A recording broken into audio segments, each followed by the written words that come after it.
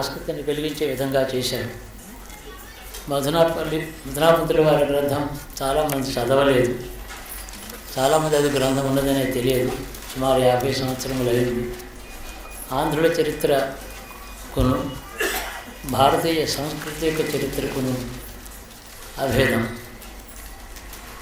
ఈ ఆంధ్రుల చరిత్ర పురాణం అనే రూపంలో రాస్తూ ఈ విధంగా భారతీయతను ఆవిష్కరించారో ఆ గ్రంథం చదవాలండి, చదివితేనే తెలుస్తున్నాయి. దాని గురించిన ఈ విశ్లేషణాత్మక గ్రంథం భూమయ్య గారు చేశారు. భూమయ్య గారి కవిత సరళము,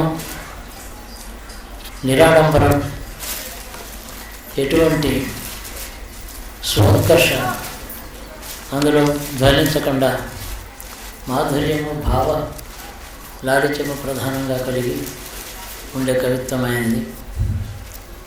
ఆ గ్రంథం ఈ భారతీయ సాంస్కృతిక చరిత్ర మీద నాకు ఎక్కువ అభిమానం, దాని మీద నాకు అభిరుచి ఎక్కువ ఉంది. అది గుర్తించి ఆ చరిత్ర ఆ గ్రంథం మీద ఉండేటువంటి వివరణ నాకు ఇచ్చారు. నేను దీన్ని సంపూర్ణమైన ఆనందంతో, తృప్తితో, కృతజ్ఞతతో ఈ గ్రంథం నేను తీసుకున్నాను.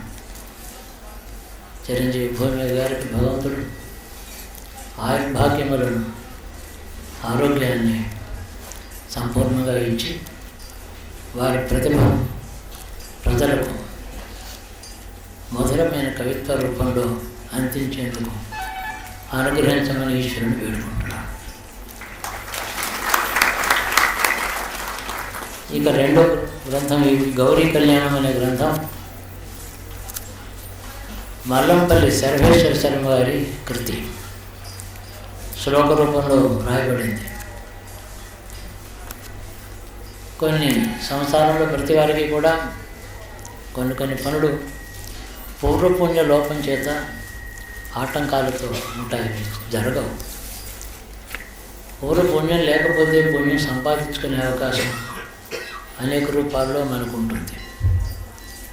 ఒకవేళ ఏదైనా జన్మలో ఉండిన దోషం అడ్డు వస్తే దోషం తొలగడానికి ఈశ్వరుని స్తోత్రం చేయాలి. మనుషులకి సేవ చేస్తే పుణ్యం, ఈశ్వరుని స్తుతి చేస్తే పాపక్షయం, ఈ విధంగా జరుగుతాయి. అలాంటిది ఒక కార్యార్థం ఆయనతో నేను అన్నాను, మీరు గౌరీ కళ్యాణం పేరు ఆయన పెట్టారు. అమ్మవారు దాక్షాయణిగా ఉండి శరీర త్యాగం చేసింది. ఎందుకంటే తన భర్తను దూషించినటువంటి ఒకనొక వ్యక్తికి కుమార్తెగా తాను ఉండడం చేత ఆ తండ్రి ప్రసాదించినటువంటి శరీరం శివసేవాయోగ్యం కాదని తిరస్కరించింది. అంటే ఇప్పుడు నేడు జరుగుతున్నది ప్రత్యేక వ్యతిరేకం. అది తండ్రిని ఏమన్నా ఒక మాట భర్త అంటే భర్తను వదిలిట్టి తండ్రికి వేరే స్త్రీ వేరే కాక, భర్తను ఒక మాట అంటే వాడు ప్రజాపతి అయినా సరే తండ్రిని వదిలి ధిక్కరించి శరీర త్యాగం చేసిన మహిళ భారత స్త్రీకి ఆదర్శం. అయితే మళ్ళీ పార్వతిగా అవతరించింది. శివుడు ఎవరో బ్రహ్మచారి రూపంలో వచ్చాడు, ఏదేదో మాట్లాడాడు, ఆమెను పరీక్ష చేశాడంటే సాక్షాత్తు పరమేశ్వరి కదా. ఈ శరీరంలో రావడం చేత ఆయన గుర్తించలేకపోతుందా? అలా ఉంటుందా? ఆమె చేసిన తపస్సు యొక్క స్వభావాలు ఇటివి ఎందుకు గుర్తించలేకపోయింది? ఆమె అంతఃకరణలో స్ఫూర్తి రాలేదా? ఆమె మనోగత అభిప్రాయాలు ఎలా ఉంటాయి? అవన్నీ ఒక మంచి అంతర్దృష్టి కలిగిన ఒక కవి రాస్తే బాగుంటుంది. శర్మ గారు ఇది రాయండి మీరు. చాలా వాదోపవాదాలు జరిగినాయి. నాకు కాళిదాసు రాశాడు, బాగానే ఉంది. కుమార సంభవం ఆయన ఒక మహాకావ్యం. ఆయన కుమార సంభవం అనే కథ తీసుకున్నారు. అందులో ఒక ఘట్టం మాత్రమే ఆమె తపస్సు, శివుని సాక్షాత్కారం మరో రూపంలో. ఆ మనోగత అభిప్రాయాలు ఎందుకు ఉంటాయి, ఎందుకు గుర్తించలేకపోయిందని ఒక ప్రశ్న. అదంతా వివరించి మీరు రాయండి. మీరు మీ వ్యాసంగం అంతా కూడా వ్యవసాయం అంతా సంస్కృత సాహిత్యమే కదా, మీరు రాయండి అని చెప్పి నేను వారిని అభ్యర్థించాను.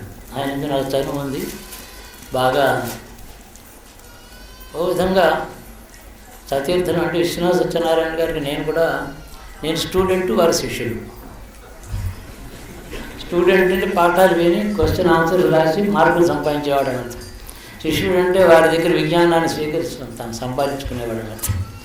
అట్లాంటి శిష్యుడు ఆయన విశ్వనాథ సత్యనారాయణ గారికి, సర్వేశ్వర శర్మ. అంతేకాక విశ్వనాథ సత్యనారాయణ గారి తీక్ష్ణ స్వభావం కూడా ఆయనకు పూర్తిగా వచ్చేది. తీవ్ర స్వభావుడు ఆయన. ఆయనతో మాట్లాడడానికి చాలామంది భయపడతారు. ఆయన మీరే రాయండి అని అంటే ఆయన రాశారు. 3-4 ఏళ్ళు అయింది. ఏది మనసులో సంకల్పించుకొని ఆ కావ్యం రాశారో, శివార్పణం చేశారు, అదే రోజు ఆయనకి కార్యసిద్ధి అయిపోయింది. ఆటంకాలు తొలగిపోయాయి. ఆయనకి ఆశ్చర్యం కలిగింది. నమ్మితే ఆశ్చర్యం ఉండదు, నమ్మనిది జరిగితే ఆశ్చర్యం ఉంటుంది. అవుతుందా ఇలాగా అనుకున్నారట. ఆయనే రాశారు, నేను చెప్పడం కాదు. అది ఆయనకి మాతృభాష తెలుగు కంటే సౌలభ్యంతో రాయడానికి వీలైంది సంస్కృత భాష. అందుకని సంస్కృత శ్లోక రూపంలో రాశారు. ఇది ఏదో ఒక ముద్రణ జరిగి 10 మంది చేతులకు వెళ్ళాలనే కోరిక ఉన్నప్పటికీ కొన్ని సంవత్సరాలు దీన్ని ఆలస్యం చేయడం జరిగింది. ఇందులో కవినాం సరణిహేన మొదటనే శ్రీ శివానంద గురునా నిర్దిష్ట శరభ కవి గౌరీ కళ్యాణమతనోత్ సుతా కళ్యాణ సిద్ధే. వాళ్ళ అమ్మాయి పెళ్లి కోసం చేసుకున్నాను. అమ్మాయికి పెళ్లి కావాలి కాబట్టి గౌరీ కళ్యాణం. పెళ్లిలో మళ్ళీ గౌరీ పూజ అలాగే చేస్తుంది అమ్మవారికి కూతురు. అది సిద్ధించింది. దీనికి సర్వేశ్వర శర్మ గారి ఆయుర్దాయం భగవంతుడు ఇచ్చాడు, ప్రతిభ అలాగే ఉంది, ఏం లోటు రాలేదు, ఆరోగ్యం మాత్రం లోపించింది. ఆయనకి 4 ఊళ్ళు వెళ్ళి తిరిగి మాట్లాడే ఓపిక లేదు. ఇంట్లో మాత్రం ఆరోగ్యంగా ఉన్నారు. ఆయన ప్రతిభకేమీ లోపం రాలేదు. రాజమండ్రిలో ఉన్నారు. ఒక 4-5 నెలల క్రితం జ్ఞాపకం కూడా చేశారు. ఈ గౌరీ కళ్యాణం ఏమైంది, మహాశివరాత్రిని దాన్ని విడుదల చేస్తాం, భక్తుల చేతిలో పెడతాం. పెళ్లి కావాల్సిన ఆడపిల్లలు సంస్కృతంలో అర్థం కాకపోయినా చదువుకుంటే ఫలం వస్తుంది. ఏమైనా అర్థం తెలిసి ఏమైనా చేస్తామా మనం? భగవన్నామానికి అర్థం ఏమిటి? హర్మీషలు అలాగా స్నానం చేస్తాం, మహాఫలాలు వస్తాయి. నారాయణ శబ్దానికి అర్థమైందా, శివ శబ్దానికి అర్థం తెలిసిందా మనకి? ఆ సాంప్రదాయం వేదజ్ఞులు చెప్పిన మాటలు అవి చిలక పలుకుల్లో పలికినా కానీ ఫలమిస్తాయి. అందుకనే తెలిసి పలకడం చాలా చింత అంటాడు. కవిని నేను చెప్తాను కానీ తెలిసి చెప్తానా? వినయం పూర్ణ ప్రజ్ఞావంతుల యొక్క స్వభావం. మా లక్ష్మణమూర్తి గారు ఇందాక అన్నారు, ఆయన తనని గురించి కేవలం వినయంతో చెప్పిన మాటలే. నేను సీరియస్గా తీసుకోను ఆ మాటలు. ఆయన ప్రతిభ నాకు తెలుసు. అయితే ఆయన 3 భాషల్లో అసామాన్యమైన ప్రజ్ఞ కలిగిన వారు లక్ష్మణమూర్తి గారు. ఇంగ్లీష్ భాషలో ఎంత నిష్ఠ, ఎంత గొప్ప ఉపాధ్యాయులు, లింగ్విస్టిక్స్లో ఎంత పండితులు, సంస్కృతంలో అంత మధురమైన కవిత్వం చెప్పగలరు, తెలుగులో చెప్పాల్సిన పనే లేదు ఆంధ్రజ్ఞానికి. అట్లాంటి పెద్దలు వల్ల ఈ కావ్యం యొక్క గుణగణములను మనం విశ్లేషణ చేసుకొని వింటే మనకి ఇలాంటి కావ్యములు తెలుగుగా సంస్కృతం కావ్యాలు మనలో ఉన్నాయి. అవి చదువుదామని కొంచెం ఆసక్తి సామాన్యుడు కలుగుతుంది. కాబట్టి సభలో వీటిని ఇంత పుణ్యదినం కదా, దీన్ని ఇవాళ ఆవిష్కరణ చేద్దామని చేశాం. ఈ చిన్న కావ్యం అయినప్పటికీ గంభీరము మాధుర్యము రెండు కలిగినటువంటి, గాంభీర్యము మాధుర్యము రెండు కలిగిన భాషతో వారు రాశారు. ఇంకోటి ఏమంటే ఆయన శివదీక్షాపరుడు. శివదీక్షలో వారి తండ్రి గారు మహా తపస్వి. వారిని సేవించుకుని ఆ మాతృపితృ స్మరణతో నిరంతరం కాలక్షేమం చేస్తూ ఉంటారు ఆయన.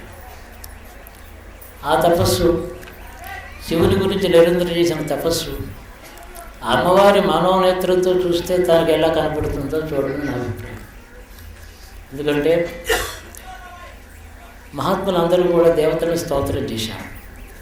నాకు చేతైన భాషలో నేను స్తోత్రం చేస్తాను, కానీ నా ప్రజ్ఞ అజ్ఞానం అల్పంగా ఉండడం చేత దాంట్లో విశేషార్థములు ఉండవు.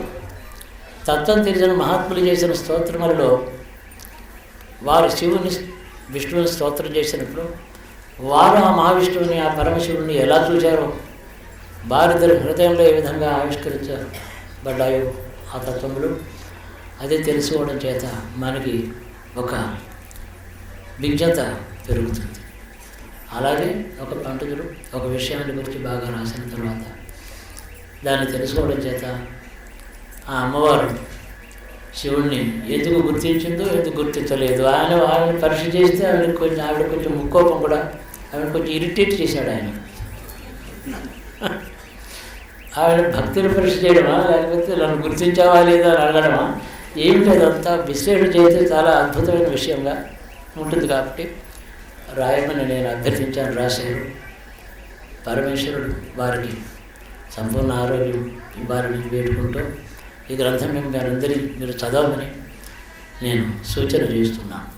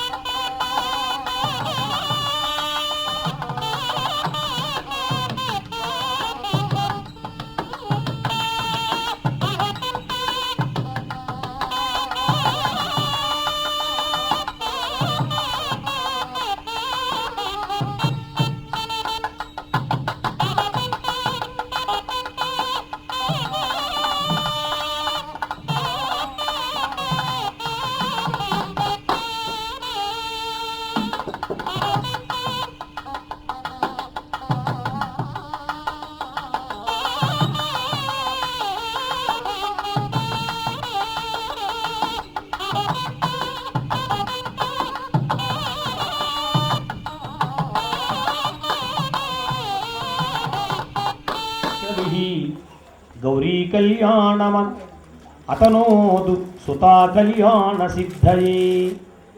గురువుగారు చెప్పారు పొద్దున్న, నేను రాయమని కోరుకున్నాను వారిని. ఈ కళ్యాణ మహోత్సవాన్ని, ఘట్టాన్ని వారు రచించారు. రచిస్తూ ఎందుకు రచిస్తున్నాను అంటే మా అమ్మాయి వివాహం అవడం కోసం రచిస్తున్నానన్నారు.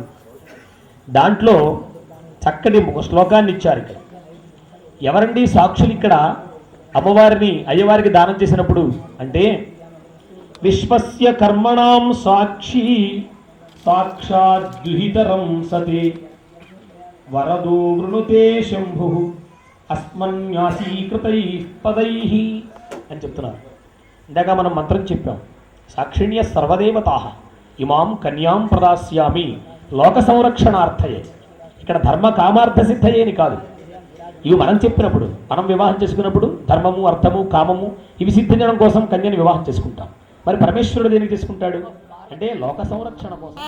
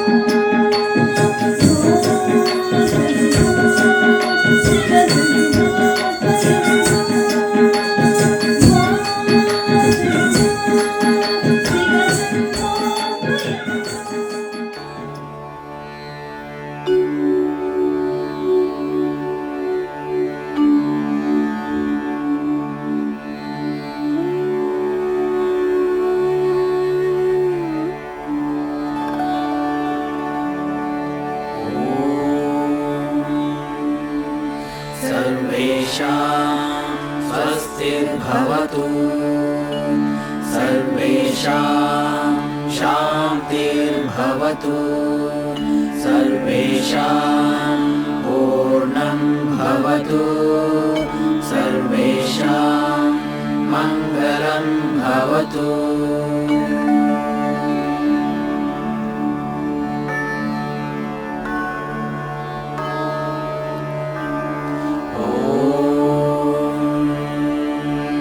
सर्वे भवन्तु सुखिनः सर्वे सन्तु निरामयाः सर्वे भद्राणि पश्यन्तु।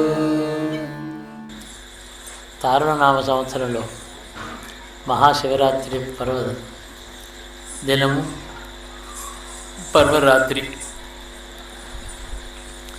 దానిని మనకి చాతులైన విధంగా ఉత్సవం జరుపుకున్నాం. ఉదయం వేదజ్ఞులు మన కుటుంబ సభ్యులు దూరం నుంచి వచ్చారు, మన దగ్గర ఉన్నారు. వారి సహకారంతో స్వాహకారం, రుద్రస్వాహకారం జరిగింది.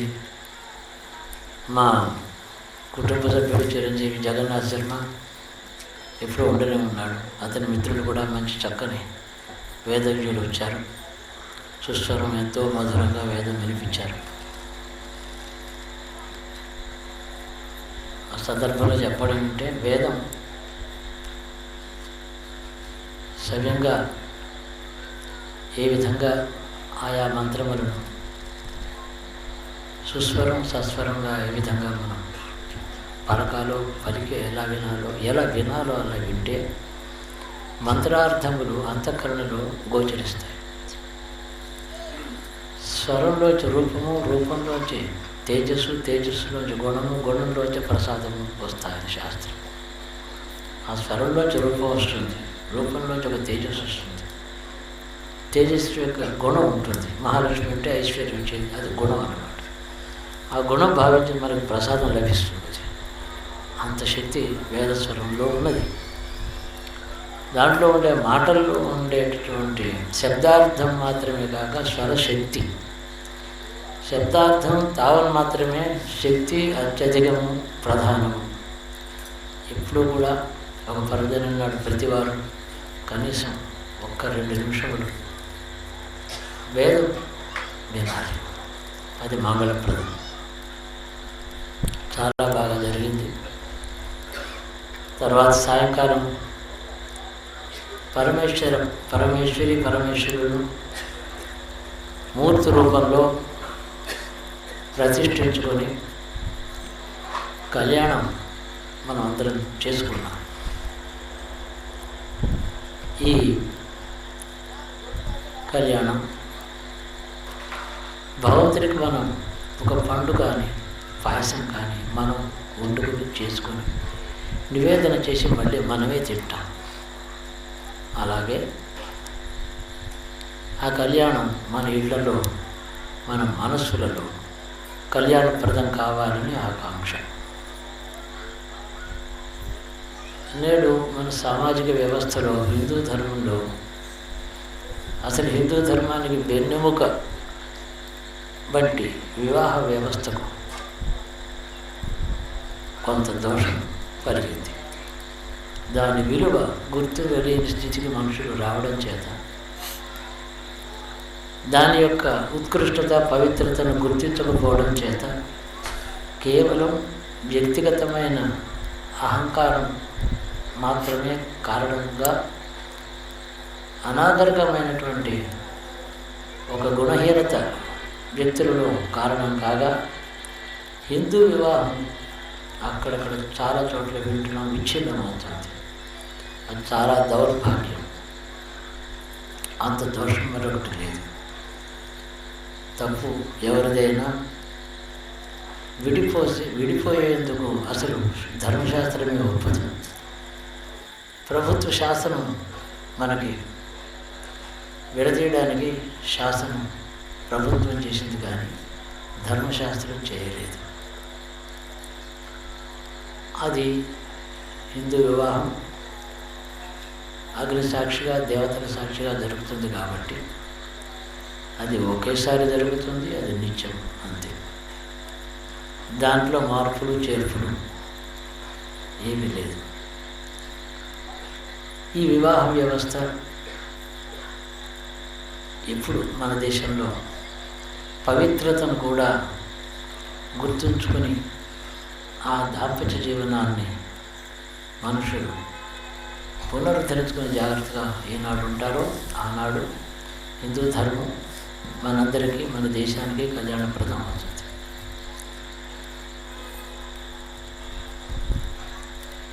అనసూయకి సీత వెళ్ళి దండం పెడితే అనసూయ చెప్పింది, అమ్మా సీత, భర్త అంటే ఏమనుకుంటున్నావు? పూర్వపుణ్యంబు కొలదని పురుషుడు అనెదరు. అతడు ఎవడైనా ఎట్టివాడైనా కానీ పడతికి ఇహ పర సౌఖ్యమా పతియే తల్లి. పతి పదాంభోజ సేవయే పరమ సుఖము, శుభదాయకం, భూషణము, ధనం. ఇవన్నీ ఆ పతిలో ఉన్నాయి. అంత పవిత్రమైనటువంటి వ్యవస్థ ఎవరు చెప్పింది? అరుంధతి దేవి, అనసూయ వాళ్ళు చెప్పారు. చెప్పింది సీతకు చెప్పారు. సీత కూడా గౌరీ పూజ చేసి పెళ్లి కూతురైంది. రుక్మిణి కూడా గౌరీ పూజ చేసి పెళ్లి కూతురైంది. ఈ వివాహ వ్యవస్థలో మనకు ఆదర్శం ఎవరో ఇద్దరు వ్యక్తులు కారు, పార్వతీ పరమేశ్వరుడు. భారతీయ వివాహానికి హిందూ వివాహానికి ఆదర్శం వారు. ఎందుకు? వారు ఆది దంపతులు అని పురాణములు వారు వర్ణిస్తున్నాయి. మొదటి దంపతులు వారే సృష్టిలో. మొదటి దంపతులు లోకానికి దాంపత్యం యొక్క స్వరూపం ప్రదర్శించి ఆదర్శాన్ని ప్రసాదించారు. అందుకని వారిని స్మరిస్తాం అందరం. రాధాకృష్ణుడు కానీ, రుక్మిణీ కృష్ణుడు కానీ, సీతారాముడు కానీ, మరొక సుదక్షిణ దిలీపులు కానీ, ఎవరైనా సరే వారిని ఆదర్శంగా వారిని దృష్టిలో ఉండి సాక్షిగా మనసులో భావన చేసి వివాహం చేసుకుంటారు. ఏమిటంత ప్రాధాన్యత వివాహానికి? స్త్రీ పురుషులు కలిగి మాత్రమే కదా? కాదు. దీనికి ఫలితం ఇహలోకంలో సత్సంతానం, మంచి సంతానం. మంచి సంతానమందు ఇచ్చా కోరిక పశువులకు పక్షులకు కూడా ప్రకృతిలో సహజం. అంత క్రూరమైనటువంటి పులి తన బిడ్డలను జాగ్రత్తగా నాకుతూ సాకుతుంది. ఇంత క్రూరత్వం, అంత ప్రేమ, అంత సత్వం తల్లిగా కానీ తండ్రిగా కానీ ఆ వ్యక్తి మారినప్పుడు అతని అంతఃకరణే మారుతుంది. అది అందరికీ కావాలంటారు నేడు కూడా. కానీ అది దేంట్లోంచి సత్సంతానం కలుగుతుందో తెలియక మంచి మెడికల్ ట్రీట్మెంట్ ఉంటే చాలనుకుంటున్నారు. ఆరోగ్యం ఉంటే బాగుంది, బ్లడ్ టెస్ట్ చేస్తే సరిపోతుంది. కాదు. సత్సంతానం రెండు అంతఃకరణలు ఒక శృతిలో మేళవించినప్పుడే సత్సంతానం కలుగుతుంది. స్త్రీ పురుషులు శరీరములు కాదు, అంతఃకరణలు, మనస్సు, బుద్ధి, చిత్తము, అహంకారం వరకు కూడా వ్యక్తిగతంగా వేరువేరు కాకుండా ఒక చోట చేరి ఒకే వస్తువు అయిననాడు ఆదర్శప్రాయమైన సంతానం కలుగుతుంది. వాళ్ళు ధనవంతులు కానవసరం లేదు, పండితులు కానవసరం లేదు, తపో యాగములు చేయవలసిన అవసరమే లేదు. ఒక స్త్రీ ఒక పురుషుడు సంపూర్ణంగా అంతఃకరణతో మేళవించినప్పుడు సత్సంతానం కలుగుతుంది ఎవరైనా సరే. అందుకని మనకు ఆదర్శం పార్వతీ పరమేశ్వరుడు, ఆది దంపతులు. ఆది దంపతులు అంటే దాట కళ్యాణంలో వాళ్ళకి గోత్రం చెప్పారు. నిరంజనం, నిర్గుణం, నిరామయం, ఒకనొక శాశ్వతమై మార్పు చేర్పు చెందనటువంటిది ఒక బ్రహ్మవస్తువు ఉన్నది. దానిలోంచి స్పందనము, గుణములు, పంచభూతములు, ప్రకృతి అంతా పుట్టింది. ఆ దాంట్లో ప్రవేశించాయి మనోమతి చిత్తాహంకారములు, విశ్వచైతన్యం అంతా అందులో ప్రవేశించింది. పంచభూతములు పుట్టినాయి. 84 లక్షల జీవరాశులు, 14 లోకములతో ఉండే బ్రహ్మాండంతో అనేక బ్రహ్మాండములు పుట్టాయి. మొదట ఒక చైతన్యమే, ఒక బ్రహ్మ వస్తువు. ఆ తర్వాత ఆ వస్తువు నుంచి తమను తామే సృష్టించు ఉన్నవారు ఆది దంపతులు. పార్వతీ పరమేశ్వరుడు ఒకరి తర్వాత ఒకరు రాలేదు, ఒక మాటే వచ్చారు. అది ఒకటి రెండు అయిందన్నమాట. కాబట్టి విడదీయడానికి వీలు లేదు. ఒక వస్తువే రెండుగా ప్రకృతి పురుషుల్లా ఎందుకు వచ్చారు అంటే భవిష్యత్తులో సృష్టించవలసిన జగత్తంతా కూడా ద్వంద్వం నుంచి పుడుతుంది. ఒకటి నుంచి ఏది పుట్టదు, రెండు ఉంటేనే ఇంకొకటి పుడుతుంది. ఒకటి ప్రకృతి, ఒకటి పురుషుడు. ఆ మహాచైతన్యము ప్రకృతి, జగన్మాత అనేక పేర్లతో మనం పిలుస్తాం. ఆమె ఎవరో కాదు, ఆ పరమపురుషుని ఎందుకు అంతర్భూతమై ఉండేటువంటి చైతన్యం, సర్వప్రకృతికి మూలమైనటువంటి ప్రకృతి, మహాప్రకృతి, మహాశక్తి, తార, ఇవన్నీ ఆయన యొక్క విభూతులు. ఈ విభూతులు తన సంకల్పం చేత తనలోంచి తనకు పక్కకు వచ్చి ఇంకొక రూపాన్ని నిలబడినప్పుడు దాంపత్య ధర్మం పుట్టింది. ఆ దాంపత్యంలోంచి ఈ జగత్తంతా ఉంటుంది. వారిని స్మరించినప్పుడు మనకి సృష్టియాదిని జరిగిన అపూర్వం మళ్ళీ అటువంటిది మళ్ళీ రెండో మాట సృష్టిలో జరుగుతుంది, ఒకసారి జరుగుతుంది. ఆ తత్వం యొక్క ఏకత్వము, ద్విత్వము, ఒకటిగా ఉండేటి రెండుగా కావడం అంటే ఆ రెండింటిని మనం ధ్యానం చేసినప్పుడు మనలో మనకు తెలియకుండానే ఒక శుభప్రదమైన అంతఃకరణలో ఒక మార్పు వస్తుంది. ద్వంద్వములతో కూడుకున్నటువంటి ప్రపంచంలో సుఖము, దుఃఖము ఇవన్నీ అనుభవిస్తూ ఉంటాం. వాటి యొక్క ద్వంద్వస్థితి యొక్క బాధ, దానివల్ల వచ్చే దుఃఖం, పునర్జన్మ హేతువులు, అవిద్య ఇవన్నీ పోతాయి. వారిద్దరూ కవి దృష్టితో ఒక మాట అన్నారు. ఒక మాటే ఇద్దరు పుట్టి ఒకటి రెండైతే కూడా నిజ తపఫలాభ్యాం. ఆ ప్రకృతి ఈ పరమపురుషుడు సరసరి నుంచోవడం కోసమే ఎప్పటి నుంచో తపస్సు చేస్తోందని ఒక భావం. ఆమెను తన పక్కన నిలబెట్టుకుని చూడాలని పరమపురుషుడు ఎప్పటి నుంచో తపస్సు చేస్తున్నాడు.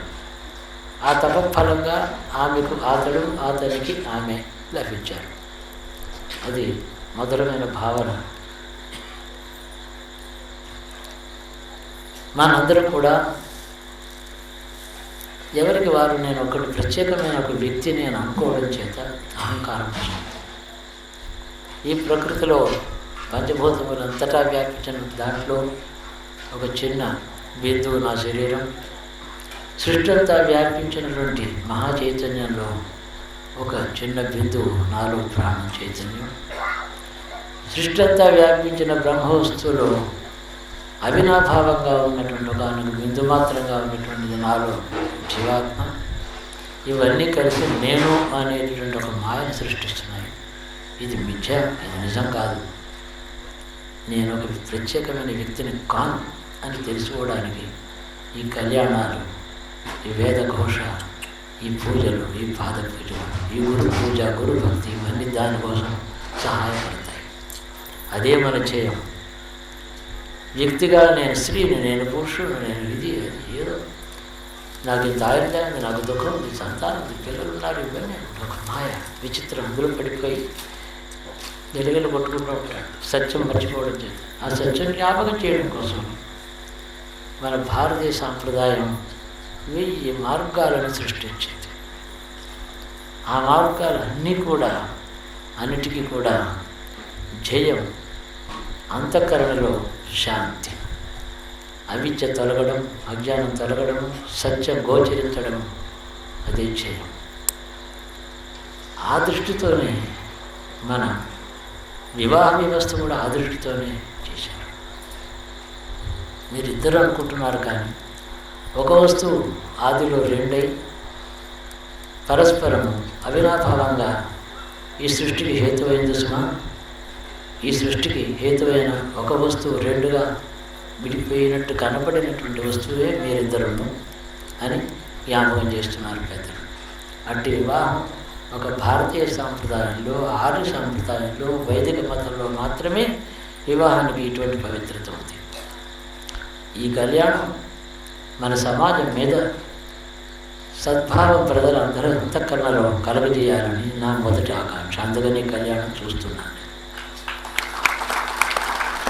ఇది చూచిన వారికి, చూచిన వారి బంధువులకు ఎన్నడూ కూడా వివాహం ఎటువంటి దోషయుక్తమో కాకూడదు, దోషభూయిష్టం కాకూడదు. శాశ్వతము, నిత్యము, శుభప్రదము, మంగళప్రదమై ఉత్తమమైనటువంటి భారతీయ సంతానం మనకి కలగాలి. అది అవసరం మనకి. నేడు మన ఆవశ్యకత అది. ఆ వివాహానికి అంత ప్రాధాన్యం ఉంది కాబట్టి మనుషులు చేస్తున్న పెళ్ళిళ్ళు చూడటం లేదా, వైభవంగానే చేస్తున్నారు.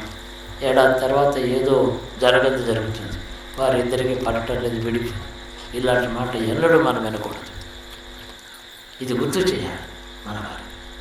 ఆ దృష్టితోనే పార్వతీ పరమేశ్వర కళ్యాణం అంతా కూడా ఈ తేజస్సు ప్రతి మనుషుని హృదయంలోనూ వెలగాలి. ఆ వెలుగులో దాని పవిత్రత వాళ్ళు గుర్తించాలి. అంధకారంలో, అహంకారంలో వివాహాలు కాకూడదు, అవి భిన్నం కాకూడదు అని ప్రార్థన చేసుకుంటాను. ఇది మన సాంప్రదాయానికి వచ్చినటువంటి ఆపద.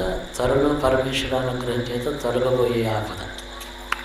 ఇది ప్రధాన విషయం. ఇక రెండవది, కళ్యాణం చేసిన తర్వాత గురుమూర్తిని పరమేశ్వరుని వలనే, లోకానికి ప్రభువు వలనే ఉపచారాదులను సమర్పించి చూచి ఆనందించారు.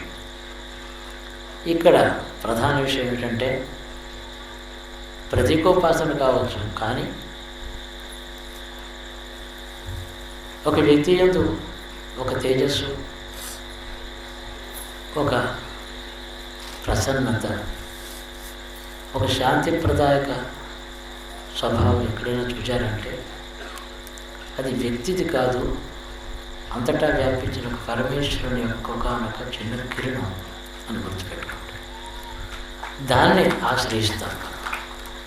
ఆ కారణం చేతనే సర్వ దేవ నమస్కారం కేశవం ప్రతిగచ్చతి. నేనంటాను సర్వ నమస్కారం, సర్వదేవ నమస్కారం కూడా అక్కర్లేదు. ఎవరెవరికి నమస్కరించినా కేశవుడికే పెడుతుంది. నమస్కారం స్వీకరించే అర్హత, ఉపచారము స్వీకరించే అర్హత, అధికారము, దానికి ఫలం ఇచ్చేటువంటి శక్తి సామర్థ్యంలో కేశవుడు. కాబట్టి అతడికి చెందుతాయి. అట్టి ఫలం మీకు ఆయన ఇవ్వాలి. ఏమిటా ఫలం? ఈ ప్రభుత్వ లాంఛనములతో మనం చేసిన సేవకు పరమేశ్వరుడు స్వీకరిస్తే మనకు వచ్చే లాభం ఎట్టిది? మనకి పరమేశ్వరాంశ ప్రభుత్వం నడిపించవలసిన కాలం మనకు వచ్చింది. We need a government where divinity should rule. not the weak-minded men. That is why we have performed the not only Abhishekam but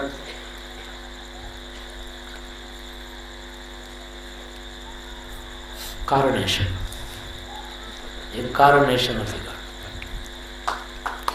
సింహాసనము కిరీటము విద్యామణుడు ఇవన్నీ కూడా ఈ విచారములన్నీ కూడా అయ్యా పరమేశ్వర మా దేశం మేము మనుషుల్లో ఏకీభావంతో కూర్చుని ఎన్నికలు చేసుకొని ప్రభుత్వం నడిపించడం మాకు చేత కావటం లేదు అని అర్థం.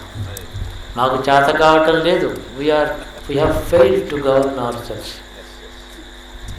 We have lost the talent and the capability and the outlook on dharma to be able to rule ourselves appropriately. Our failure is evident in every incident. Do come, rule us, take over the kingdom of humanity into your lap, keep them at your feet. Rule us, rule us, rule us. అది ఇందులో ప్రార్థన. అందుకని కిరీటం పెట్టారు. మన భారతీయ సాంప్రదాయంలో there has been a tradition in almost all the kingdoms, Hindu kingdoms, to dedicate the kingdom to the god and treat the kingdom as belonging to the god, king treating himself as his representative. In Kerala చక్రవర్తులు రాజులందరూ కూడా పద్మనాభ స్వామిది ఈ రాజ్యం, ఆయనకి ప్రతినిధిగా నేను ఏలుతున్నాను, ఈ కిరీటం ఆయన నాకు ఇచ్చిన బరువు బాధ్యత, నాకు ఇచ్చినటువంటి అధికారం కాదు బాధ్యత అని భావించి, ఓ పద్మనాభ స్వామి నీ రాజ్యాన్ని నేను ఏలేటటువంటి శక్తి సామర్థ్యాలు కూడా ఇయ్యి, నా వల్ల అపరాధం జరగకుండా నీవే నన్ను కాపాడని రాజు దేవుణ్ణి వేడుకుంటున్నాడు. అంతేకాక there was an annual feature in Travancore kingdom. The king use to present the annual budget to Padmanabha Swami and wait for every item. Education 1.5 crores, the king says. He looks at Padmanabha Swami, waits for about 30-40 seconds. He feels that he has approved it. ఈ విధంగా బడ్జెట్లో ఒక్కొక్క item తీసుకొని, స్వామి ఈ సంవత్సరం budget ఇలా ఉంది, మాకు ఇలాగ మేము ఖర్చు పెట్టాలనుకుంటున్నాము, ఆమోదిస్తారా అని చెప్పి చేతులు కట్టుకొని బడ్జెట్ అంతా మహారాజు పద్మనాభ స్వామి దగ్గర చదివి వినిపించేవాడు. విద్యకు 1.5 కోట్లు ఇచ్చాం, ఒప్పుకున్నారో లేదో స్వామి చూస్తాడు. ఆయనకి ఆ పద్మనాభ స్వామి కళ్ళల్లో ఆమోదం కానీ ఒప్పుకోకపోవడం కానీ కనపడేది. అది మన ప్రభుత్వం. The king use to feel that the god has approved. Sometimes use to feel there is suppose to be something wrong with this item, will revise it and present it tomorrow again. This means the system of governance in this country. And we call that, అది మూఢత్వాన్ని దాన్ని అంటాం, ఇది నాగరికతని మనం అనుకుంటున్నాం. ఎటువంటి తలకిందులేని ఆలోచన మనకు వచ్చిందో డెమోక్రసీ అనే పేరుతో గ్రంథంలోనూ వాక్యాల్లోనూ ఉండే ఆదర్శాలు భూమి మీద దేశానికి వచ్చేటప్పటికి ఎక్కడ కనపట్టలేదు. కాబట్టి మనందరికీ ఈశ్వరుడే ప్రభుత్వం నడిపించాలి. అందుకని ప్రజలైనటువంటి మనందరి హృదయాల్లోనూ వ్యక్తిగతమైనటువంటి దేశభక్తి, మంచి ప్రభుత్వాన్ని అర్హత సంపాదించుకునేందుకు కావాల్సిన యోగ్యత, ఇవన్నీ ప్రజలకు ఇవ్వాలి. తగినట్టు ఈ ప్రార్థనకి, ఈ గుణాలకి మన ప్రజలకి తగినట్టు ప్రభుత్వం మళ్ళీ ఆయన ఇవ్వాలి. ఉపరిజల వస్తువు కాలం నుంచి అంతకుముందు రాజులు లేరు, ప్రభుత్వాలు లేవు, ప్రజలు స్వేచ్ఛగా ఉన్నారు, అందరూ ధర్మంలో ఉన్నారు, ప్రభువు యొక్క ఆవశ్యకత లేదు. అదిగో యుగం మారింది, కృతయుగం వెళ్ళిపోయింది, త్రేతాయుగం వస్తున్నట్టుంది, ఓహో మనకి ప్రభువులు అవసరం అని చెప్పి మహర్షులు బ్రహ్మదేవుని అడిగారు, ప్రజల కోసం ఏదైనా, లోకం కోసం ఏదైనా కావాల్సి వస్తే మహర్షులు వెళ్ళి బ్రహ్మదేవుని అడిగేవారు. దేవతలు ఆపద వస్తే విష్ణువు దగ్గరికి దేవతలు వెళ్ళేవారు. మహర్షులు మనకు ప్రతినిధులు, మన అందరి యోగక్షేమలు కోరిన మహాత్ముడు వాడు. అయితే ఒక రాజుని సృష్టిస్తాను, వాడికి అంటే ఏ రూల్ ప్రకారం ఏ ధర్మశాస్త్రాన్ని అనుసరించి పరిపాలన చేయాలి అది కూడా చెప్పాలి. ధర్మశాస్త్రం చెప్పాడు, చాలా పెద్దది, 7 కోట్ల శ్లోకములతో ధర్మశాస్త్రం పడుతుంది. అంత ఎవడు చేయగలడు? సూక్ష్మీకరించి రాజుకు ఇచ్చాడు, నీ పేరు ఉపరజనవసు, నీకు పేరెట్టాను, రాజ్యం చేసుకోవచ్చు. అంటే ప్రభుత్వం యొక్క ప్రాదుర్భావం, దాని యొక్క ప్రారంభ దశ ఈశ్వరు నుంచి మనకు వచ్చిందని మనం. అందుకని ఒక ప్రభువుని అనాయింటింగ్ అంటాం, వాడిని అక్కడ కూర్చోబెట్టి కారుణ్యం పట్టాభిషేకం చేస్తాం. అభిషేకం చేసినప్పుడు వాడి లోపల, మానవుడి లోపల ఇంద్రుణ్ణి, వరుణుణ్ణి, సూర్యుడిని, చంద్రుణ్ణి, దేవతల్ని ఆవాహన చేసేవాడికి అది చేస్తాం. అంటే వాడి ఆ మనిషిలో దేవతలు ఆవేశించి వాడి చేత మనకి పరిపాలన ఇప్పించాలి. మనుషుని పరిపాలనలో భారతదేశం ఎన్నడూ లేదు. ఈ అర్థంలో ఈశ్వరునికి పరిపాలనలోనే ఉంటుంది. అట్టి ప్రభుత్వం మనకు అవసరం లేదు. అందుకని ఈ ప్రార్థన వాళ్ళు ఇలా చేసుకోండి. ఇదొకటి. ఇక 3వ విషయం, పరమశివ తత్వం అనేది మనం రోజు లింగానికి చేసే అభిషేకం అంతా శివ పూజ అనే పేరుతో చేస్తున్నాం. మంగళప్రదమైన పూజ అని అర్థం. రుద్రమంత్రముల్లో అధ్యానం అంతా కూడా రుద్రుని యొక్క భౌతిక స్వరూపాన్ని హరికేశాయ భూతిని పుష్టానాంపదే భవసహేచ్చ జగతాం తిహేతి అంటే ఆయుధం పట్టుకున్నవాడు, ఉపవీతం ఉన్నవాడు. ఇలాగా ఆయన భౌతిక రూపం అంతా వర్ణిస్తాము. అభిషేకం మాత్రం రూపానికి చేయకుండా లింగం మీద చేస్తూ ఉంటాం. ఇందులో ఒక సమన్వయం ఏంటంటే పంచబ్రహ్మలలో మొదటి మంత్రం, మొదటి బ్రహ్మ అయినటువంటి సదాశివ పరశివ తత్వం ఏదైతే అదేని, 5గురు బ్రహ్మలో చివరి వాడైన రుద్రుడిని ఒకే మూర్తిగా భావించి చేస్తున్నాం. ఈ రుద్రుడు ఆ మొదటి బ్రహ్మయే, అంటే సదాశివుడే.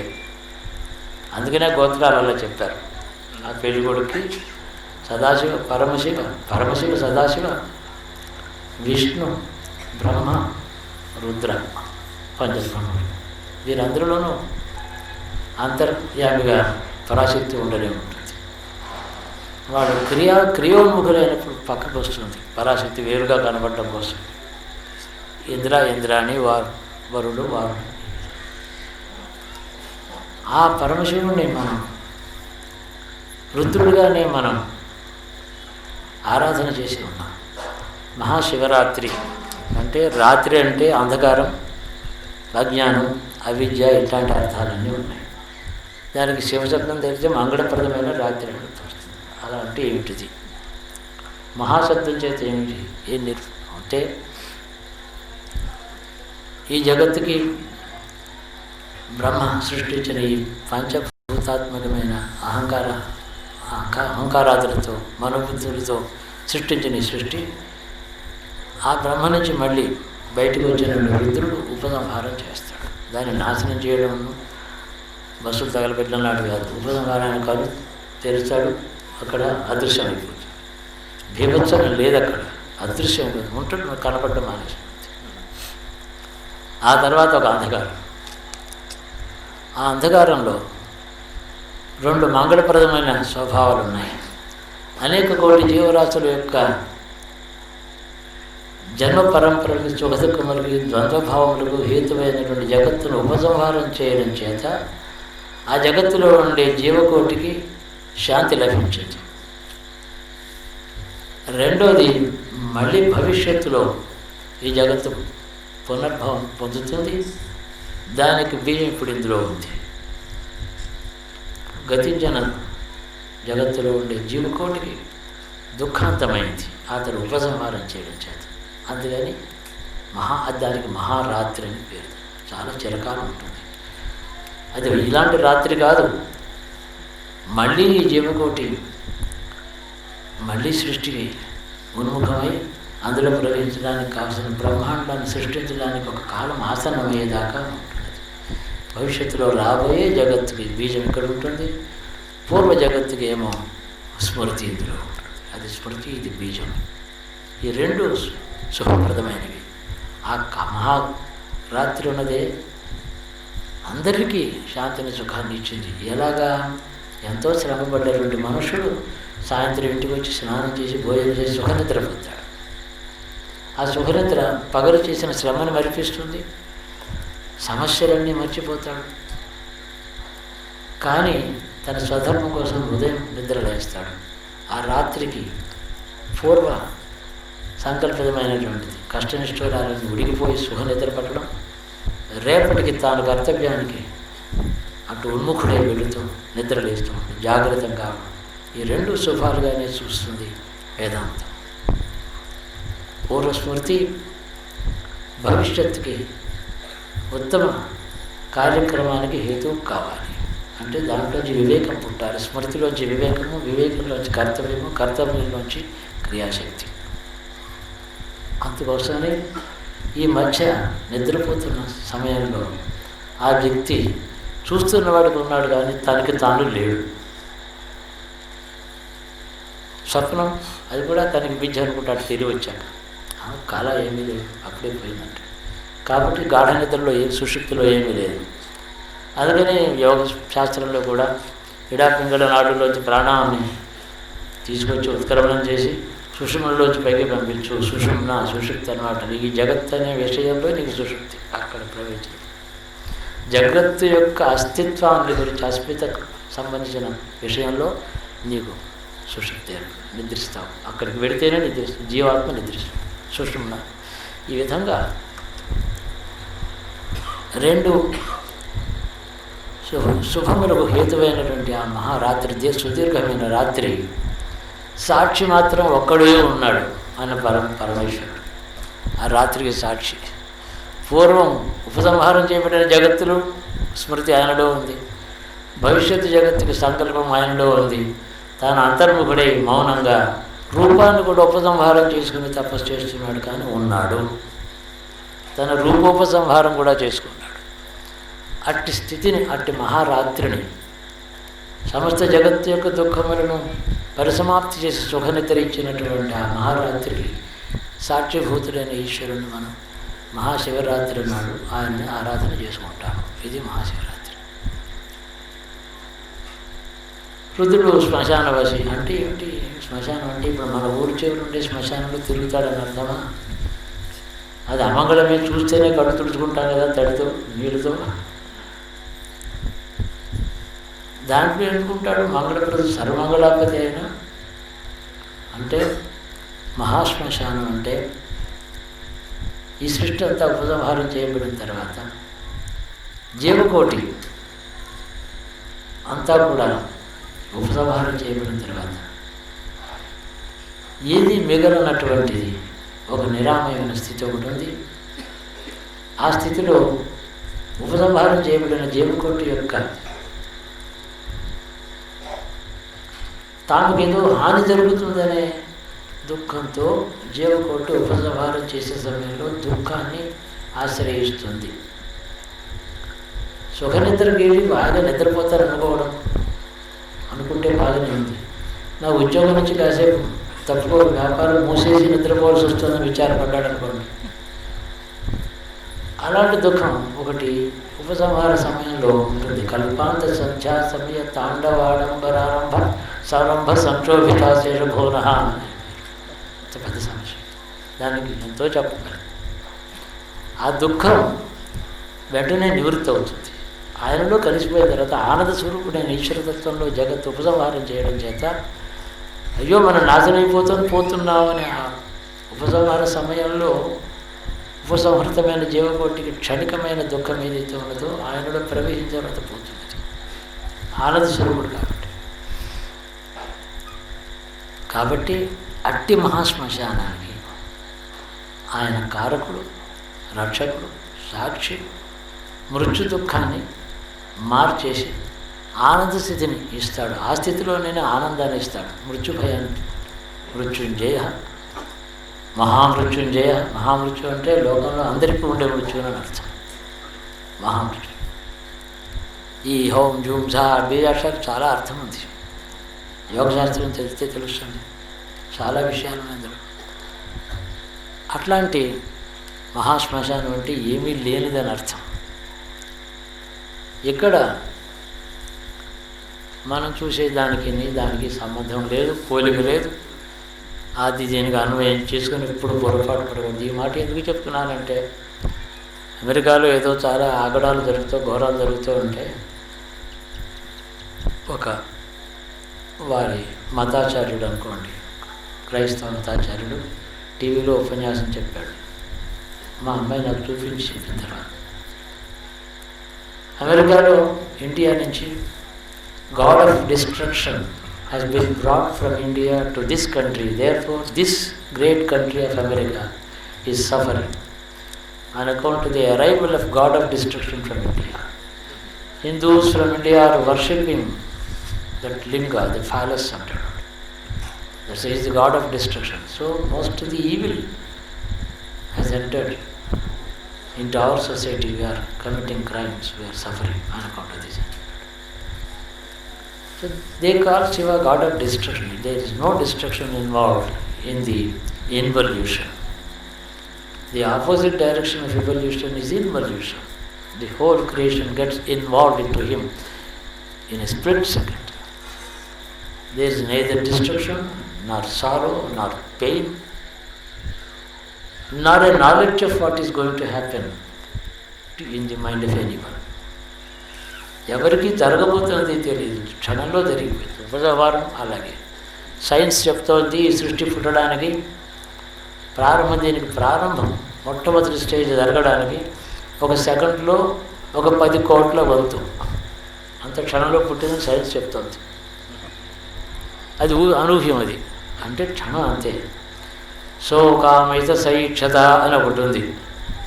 సృష్టి ఉండునుగాక అని కోరారు, వెంటనే చూశారు. అంతే అనుకోగలని కనపడింది. కాబట్టి శోకామిత సైక్షత వెంటనే కోరడం ఏంటి కనపడింది. అంటే ఈ మధ్యన విరామం లేదు, సంకల్పమే సృష్టి.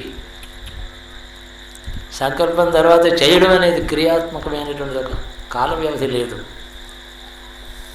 తక్షణమే అదే క్షణంలోనే అది కనిపించింది. అట్టి స్థితిని మనం మంగళప్రదమైనటువంటి ఎవరు ఆ కారణం, ఈ సృష్టి సృష్టి అంతా అమ్మవారు, అందులో అంతర్యామిగా అంతర్భూతంగా ఉండే సమస్త కారణం పరమేశ్వరుడు, శుద్ధ జ్ఞానస్వరూపుడు. అది మనం ఆరాధించాం. ఈ అర్థంలో మహాశివరాత్రి లాంటి శివారాధన చేసిన వారికి గొప్ప లాభం ఏమిటంటే, చివరి గడియలోనైనప్పటికీ కూడా సత్యం అనుభవంలోకి వస్తుంది. బుద్ధిగతమైన శాస్త్రజ్ఞానం లేనివాడికి కూడా పశుత్వం అతన్ని ఆశ్రయించినటువంటి జడత్వం ఆశ్రయించిన సామాన్యుడికి కూడా చరమదశ ఉంటుంది. ఈ జీవుడు శరీరం నుంచి విడిపోయే ఒక క్షణం ఉంటుంది. అజ్ఞానం చేత మరణ వేదన అంటారు దాన్ని. అజ్ఞానం అంటే బాధపడతాడు, 1000 తేళ్లు పుట్టినట్టు బాధపడతాడు. కానీ శివస్మరణ చేసిన వాడికి తను పోతున్నట్టే తనకు తెలియదు. అట్లాంటి ఆనంద స్థితి, శాంత స్థితి వస్తుంది. The last moment when we depart from this world would become an easy, happy, peaceful moment. There is no pain involved. We all we do not want to die. We want to live in perfect peace. That is given by this God. ఈ మహాశివరాత్రి ఫలం అదొకటి. రెండోది, జీవితకాలంలో అన్ని శుభాలు మంగళాలు కోరుతాం కాబట్టి పరమేశ్వరునికి కళ్యాణం చేస్తే, ఆది దంపతులు సృష్టికి ముందు వాళ్ళు ఇద్దరయ్యారే, ఆ కాలాన్ని ఆ క్షణాన్ని స్మరించినట్టు అవుతుంది. కాబట్టి అది శుభప్రదం. అది స్మరణ మాత్రం చేతనే అనేక జన్మల నుంచి మనకున్న సంస్కారాలు లోపల ఉన్నాయి. అవి వాటి బీజాలు కూడా నశించిపోతాయి ఆ స్మరణ చేతనే. ఇంచేత ఒక కర్మ చేశాడు, ఆ కర్మ యొక్క ఫలం ఏదో ఒక గుణం చేత అనుభవించాడు. కర్మక ఫలం తనలో దుఃఖ రూపంలో కానీ సుఖ రూపంలో కానీ అనుభవం అవుతుంది. అంటే సత్వగుణంలో కానీ తమో గుణంలో కానీ కర్మ యొక్క ఫలం అనుభూతం అవుతుంది. గుణములు శాశ్వతం కాబట్టి ఈ స్మృతి ఈ జీవుని ఆశ్రయించి ఉత్తరం కూడా మధ్యలో పోదు. ఆ స్మృతిలోనే శివస్మరణ ఎప్పుడైతే జరుగుతుందో ఈ ఉత్కృష్టమైన కాల ప్రారంభం యొక్క ఆ గడియని గురించి స్మరణ చేస్తామో, పరమేశ్వరుని ఎప్పుడు ధ్యానిస్తామో ఆ లోపల ఈ సంస్కారములు స్మృతిలోంచి నశిస్తాయి, పునర్జన్మ హేతు నశిస్తుంది. దానికి ఒక అంతరార్థం అలా గ్రహించాలి. అంటే పూర్వస్మృతి ఉంటే పునర్జన్మ, పూర్వస్మృతి నశిస్తే సంస్కార నాశనం, పునర్జన్మ హేతు నాశనం, జన్మరాహిత్యం. ఇలాగా 2-3 స్టేజెస్లో ఆ సిద్ధి వస్తుంది. అందుకని ఈశ్వరుని అడగాలి.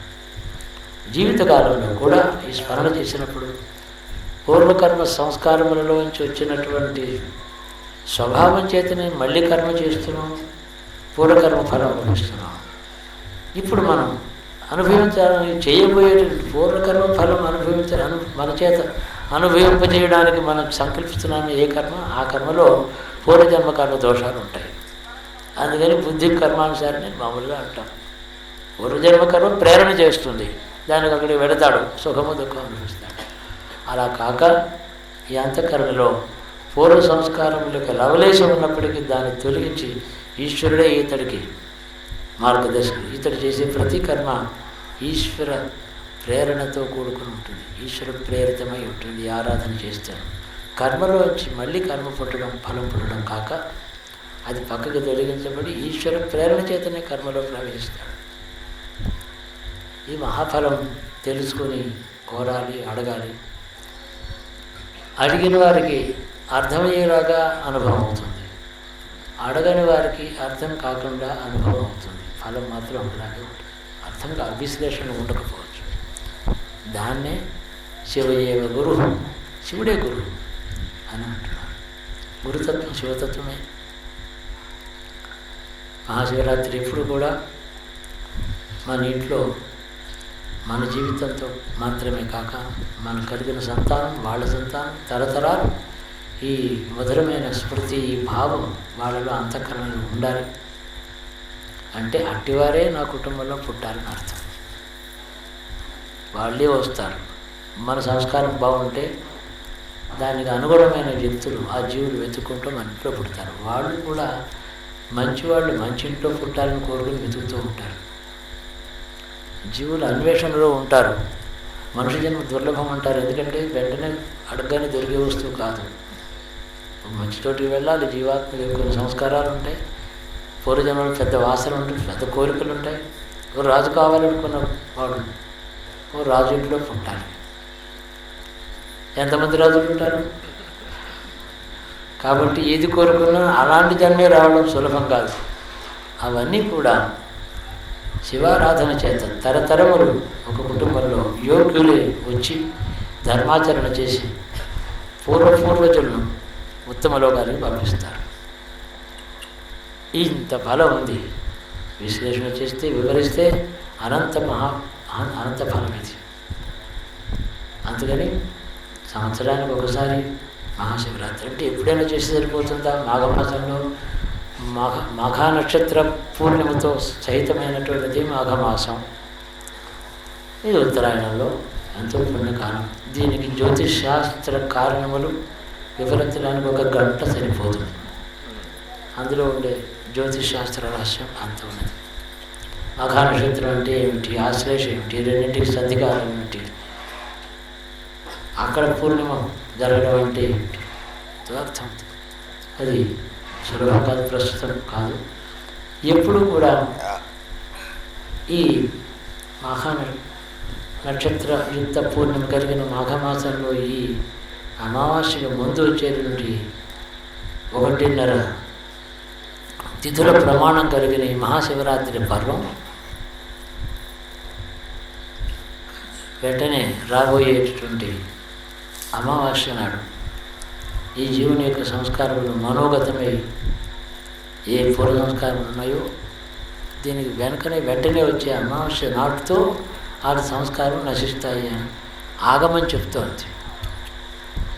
వేదం అనేది వేదాంతం ఉంది, తర్వాత ఉపనిషత్తులు ఉన్నాయి, అది ఆగములు వచ్చాయి, తంత్రములు వచ్చాయి.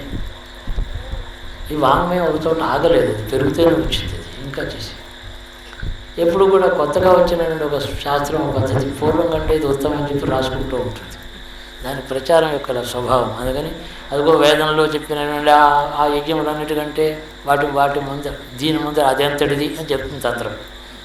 లేకపోతే దానికి మనుగడ ఉండదు కదా. అందుకని అలాగే రాయాలి, వాళ్ళు అలాగే చెప్తారు. అందులో కానీ మాత్రం కొన్ని యోగ రహస్యాలు, సృష్టి రహస్యాలు, జ్యోతిష్ శాస్త్ర రహస్యాలు ఉంటాయి, ఏమని కాదు. ఈ మాఘమాసంలో చాలా ప్రత్యేకమైనటువంటి ఫలం. నేడు తర్వాత వచ్చే అమావాస్య నాటికి ప్రకృతి పురుషుల సంపూర్ణమైన సంయోగము, ద్వంద్వస్థితి నశించేటటువంటి అమావాస్య. ఈ అమావాస్య శనివారి కావచ్చు, కుహు కావచ్చు. సాదృష్టేందు శనివాలి, సానష్టేందు కళా కుహు. కుహు అమావాస్య వస్తే అభీష్ట సిద్ధి ఆనాటితో వస్తుంది. అందుకని యోగులు అమావాస్య రాబోయేది ఎటువంటిదో తెలుసుకుని శివరాత్రి నాటి నుంచి దీక్షలో ప్రవేశించి ఆనాడు తను వదిలిపెట్టి వెళ్ళిపోతారు. తనుచ్చజ. ఇవన్నీ యోగానికి పనికొచ్చే రెండు రహస్యములు ఎదురు ఉన్నాయి. తెలిసినా తెలియకపోయినా ఇందులో అందరూ కర్తలే. జరిగినటువంటి ఆరాధనలో ప్రతివారు ఆ పీటల మీద కూర్చొని ఇది చేసినట్టే. ఆ హోమం కానీ, ఇక్కడ కళ్యాణం కానీ, ఇక్కడ గురు పూజ కానీ అన్నీ అందరూ చేసినట్టే అర్థం. దాని ఫలం అందరికీ కూడా అంతఃకరణలో వ్యక్తిగతమైనటువంటి శాంతి, ధైర్యము, స్థైర్యము, మంగళప్రదమైన పరిస్థితులు రావాలి. సమాజానికి మొత్తానికి ఇందాక మనం కోరుకున్నవన్నీ రావాలి. దేశం ఏలికగా ఈశ్వరుడే మనల్ని కటాక్షించాలి అని శుభం పూజ. ఆలస్యమైంది మీకు. భోజనాలు ఆహారం తీసుకోలేదు. జన్మానికి అలా ఒక Shivaratri. There is a saying that one Shivaratri in the entire life time is enough for that life. One Shivaratri. We may not be able to observe anything on all Shivaratris. One Shivaratri is enough for the lifetime. That's what they say. Whatever be our desires, we want progress and peace in our home and the next generation and the next generation. Is it in our hands? Absolutely not. It's not in our hands. We know only to desire. We don't know how to achieve it. So we depend on the Lord. He has to give it. What do you do for the Lord? You don't have to build a temple. Ask Him. He can. He is the giver. His nature is grace, nothing but grace, kindness, shower on all the prayers. Every prayer, whatever be your past karma, prayer corrects it. Whatever be if you don't have any contact or prayer before God, you undergo the result of your karma helplessly. The results of your karma are set aside and even destroyed and overridden if there is God's grace, which is there for the asking, not for quid pro quo. You don't have to give anything in return. But that faith, that takes care of everything. We are facing situations in public life, in private life, in matters of our children, their wedlocks, their children, health, peace, so many problems. We are beset with them. We need a public administration by the God in this country. We need a totally private rulership of the God, by the God, within ourselves. These two are necessary. With all my concentration at my command, I went on praying to Him for all these things, for everyone here and everyone belonging to you elsewhere, wherever they are. మీరు మీ బంధువులు అందరికీ ఫలం కలగాలని నేను భగవంతుని ప్రార్థిస్తున్నాను. ఇదిగో మీరు ఇచ్చిన తలబాగా కిరీటం వారి దగ్గర పెట్టి వెళుతున్నాను. వారికి చెందవలసింది ఇందాక నేను చెప్పాను. తన వల్ల చేతగానప్పుడు స్వాతి తిరునాళ్ళు అనేటువంటి ఒక రాజు కంపెనీ పరిపాలనలో స్వతంత్రుడుగా తన రాజ్యాన్ని తన ఇష్టం వచ్చినట్టు బాగా పరిపాలన చేసుకోవడానికి అవరోధం కలిగితే వాళ్ళ చేతిలో శక్తి ఉంది, దానికి శక్తి చాలలేదు. పద్మనాభ స్వామి దగ్గరికి వెళ్ళి నీ రాజ్యం నువ్వే ఏలుకో అని అక్కడ పెట్టేసి వచ్చాడు. నా వల్ల కాదు. Swathi Thirunal who ruled Kerala faced many troubles from the company administration, from the East India Company. He was a very noble king, but he was not free to govern his own people according to his own culture and wishes, because the jurist was from the company. He waited and waited. He could not meet the situation effectively. So he went to the temple of Padmanabha Swami, placed his sword and the crown at his feet. This is your kingdom, you do what you like. Yes, I am not capable of giving any fair administration to these people as your representative. I am powerless. It is yours, you take it back. You know what happened? He was only 32 years. He was running 32nd year at that time. A great scholar also, an author also. Well versed in music, Sanskrit and singing. He came home, took a cup of milk from the hands of his mother. Actually she was his mother's sister who brought him up. Took a cup of milk, slept off, never woke up again the next day. He never had the displeasure or the difficult task of looking at the country without being a king. He died that night at 32. He was not sick. So there is always a time when we have to dedicate all the power and the power of governance to the Almighty when we are not able to perform things well. This is the higher wisdom. The lower wisdom, which is not working well, is better elections, better parties, better candidates and things. Ultimately, this may work, it may not work. It is a basic lower wisdom. Higher wisdom is to leave it to the God, to rule us. ఆ భావంతోనే ఇది జరిగింది. ఈ పరిపాలన వారే తీసుకోవాలని నేను వారి చేతిలో ఈ మీరిచ్చిన కిరీటం, మీరిచ్చిన బాగా అక్కడే పెట్టేసి వారికి ఇచ్చేస్తాను. సరిపోయి శుభం పోయింది. జాగరణ ఉండడం మన దేశంలో పూర్వం నుంచి ఉన్నది. అయితే వాళ్ళంతా వాళ్ళు ఉంటారో లేదో అని భోజనం పెట్టకుండా కూర్చోబెట్టి 12 గంటల దాకా సభ చేయాలని అనుకున్నాం మేము. కాబట్టి మీ చేత ఇంతవరకు జాగరణ ఉపవాసం చేయించిన ఫలం మాకు వస్తుందని, మీ ఉపవాస ఫలం మీకు, భక్తి ఫలం మీకు.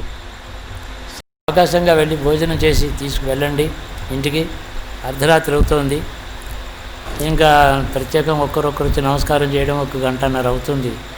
అది వద్దని నేను మీ అందరికీ శుభాకాంక్షలు ముందుగా చెప్పేస్తున్నాను. మీ అందరి నమస్కారం నేనే ఇదివరకే తీసేసుకున్నాను. అన్ని ఫలాలు వారి దగ్గర నుంచి మీకు వస్తాయి. నేను కలుసుకోలేదు, అన్నం పెట్టడానికి అవకాశం దొరకలేదు అని అనుకోవద్దు.